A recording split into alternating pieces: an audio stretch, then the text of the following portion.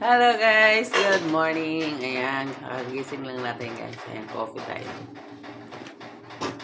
So, ito po yung kape na ginagamit natin. Ayan.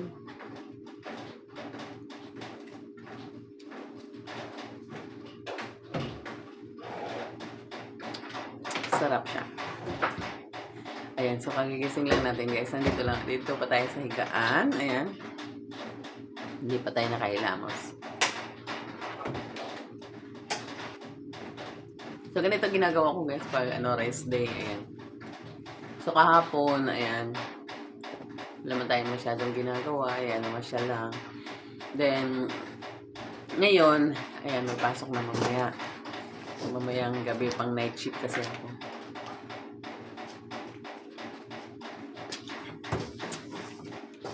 Kaya, medyo, tanghali na tayo gumising. So, the time now is 7 p.m. Ayan.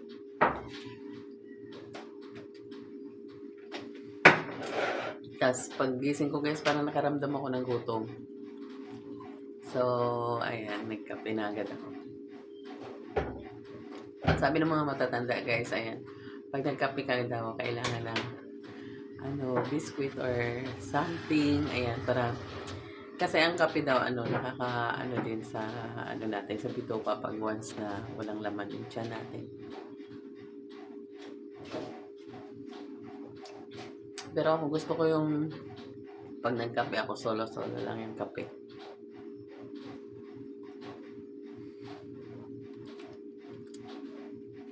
Ang sarap talaga ng kape guys, no? Yung, parang hindi kompleto yung araw mo pag walang kape.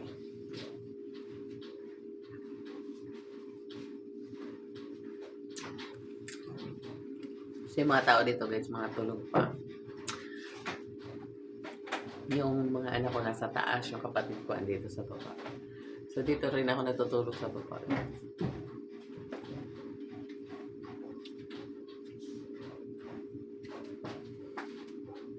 Buti naman kasi yung mga alaga ko, yung mga aso ko, mga tulog pa sila.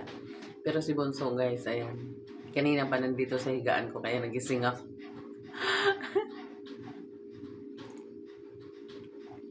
Bunso!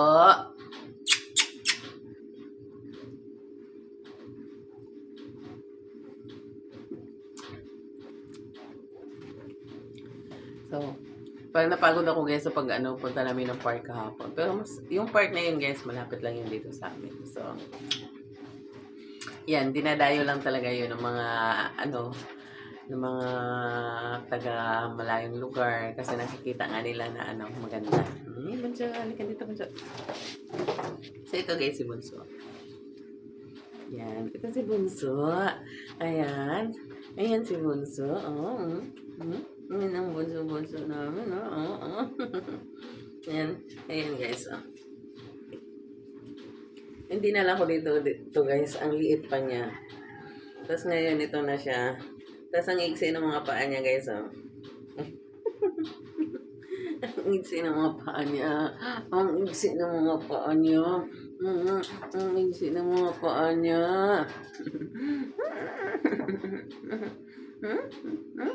Gutom ka na? Gutom ka na?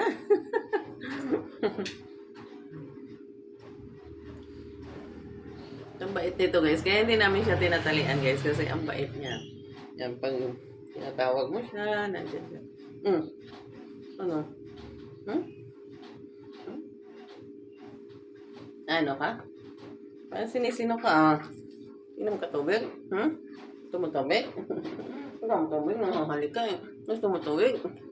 Hindi ka naman pwede magkape eh. Diba? Yeah. Oh, di ba? Kahit ganyan siya kaliit guys, ang lakas ng boses niya.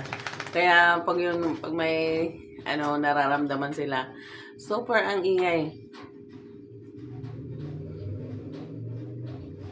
Alas di ka patulog minsan sinisigawan ko yan. Kasi maliit lang naman siya. Maliit na aso. So nakuha ko yan guys, nandun ako sa Joyson.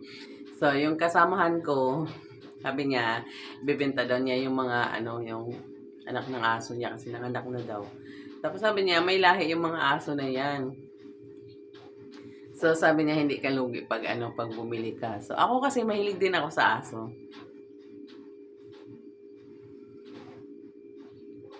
Sabi ko, pabili ako ng isa. So binili ko yan siya ng 500. Yun. Pero binili ko yan, guys. Dinala yan nakasama ko sa Joyson. Ang liit-liit pa niyan. As in, para siyang daga.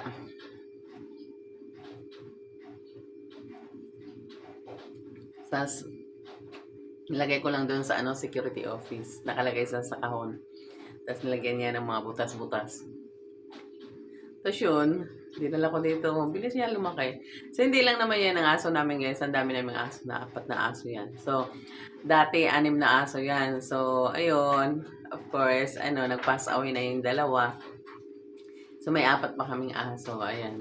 Isang puti, isang black, saka isang brown, saka si Bunso.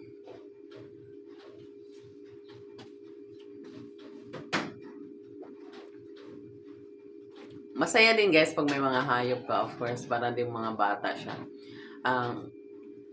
Nakikipaglaro sa'yo, pag dumating ka, ayan, nandyan silang lahat.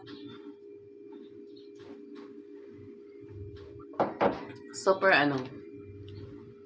yung naramdaman mo rin yung nila, yung pagmamahal nila.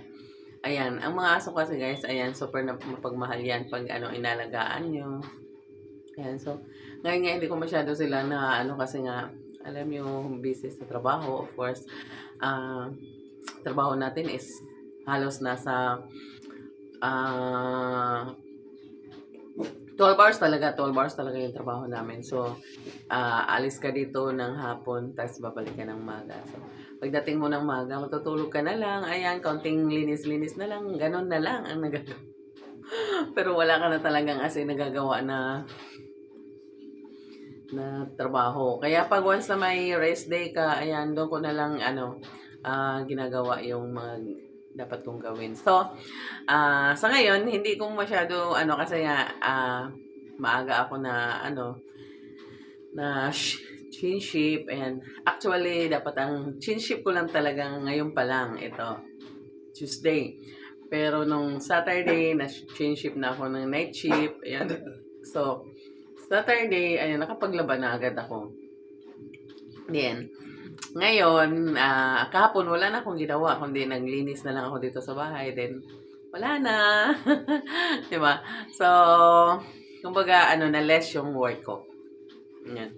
So, ngayon, mamaya, 4 p.m., ayan, pasok na naman. Ayan, night shift. Ayan, then, every Monday kasi yung rest day ko. Yun. Kaya, happy lang. So, ayan. Dito naman ako natutulog, guys. So, ito yung higaan ko. Ayan. Kaya dito ako natutulog, guys, kasi, para mabilis akong magising. Ayan, pag, for example, may pasok ako kasi may mga aso. Pag nag-ingay yung aso, nagigising ako. But, sometimes naman talaga, nagigising na lang ako ng mabilisan dahil nga sa kanila kasi napunta-punta. Minsan, yung dalawa yung nakabitaw. Ayan. Pupunta dito naglalaro habang natutulog ka. So, minsan, hindi ka na rin nakakatulog. Yun naman yung, yung bad side sa kanila. Pero mabilis ka magising pag andyan sila. Ayan. Kaya, okay lang. Kasi happy na rin ako kasi nandyan sila. Ayan. Doon lang ako natutulog. Ayun! Ayan, good morning everyone. Ayan, thank you for watching, guys. Ayan, good morning, good morning.